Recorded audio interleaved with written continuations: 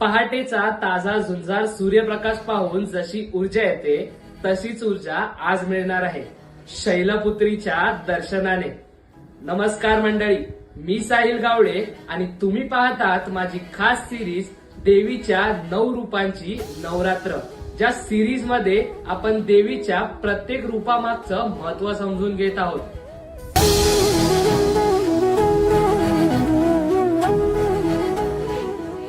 शैलपुत्री म्हणजेच पर्वताची कन्या, हिमालयाचा राजा हिमवत हे तिचे वडील। शैलपुत्री ही पार्वतीचा पहिला अवतार आहे। नवरात्रीत शैलपुत्रीची पूजा पहिल्या दिवशी केली जाते।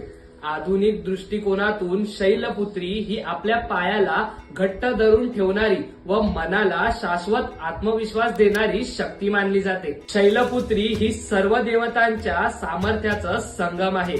ब्रह्मा, विष्णू, महेश यांच्या शक्तीची मूर्तिमंत मूर्ती आहे। शैलपुत्रीच्या एका हातात त्रिशूळ व दुसऱ्या हातात कमळ असून वाहन बदल आहे, म्हणजेच बैल मानले जाते। तिचा ध्यास म्हणजे आयुष्यात श्रद्धा भावनाने अडथळे पार करणे। शैलपुत्री देवी आपल्याला शिकवते की आयुष्यात आत्मविश्वासाने पाय रोखून उभे राहा व संकट हिमवतासारखी असली तरी त्यांना मोडून टाका। शैलपुत्रीच्या भक्तीमुळे जीवनातील भीती व शंका दूर होते व मनाची दृढ निष्ठा वाढते।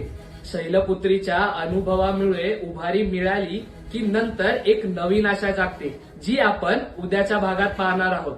तर हा होता आजचा दिवस। असेच आपण उरलेले दिवस देखील पाहणार आहोत। जर तुम्हाला व्हिडिओ आवडला असेल तर लाईक, शेअर आणि सबस्क्राईब करायला विसरू नका व तुमच्या प्रतिक्रिया कमेंट मध्ये कळवा। तोपर्यंत म्हणूयात, या देवी सर्व भूतेषु मा शैलपुत्रेण संस्थिता, नमस्तस्ये नमस्तस्ये नमस्तस्ये नमो नमः।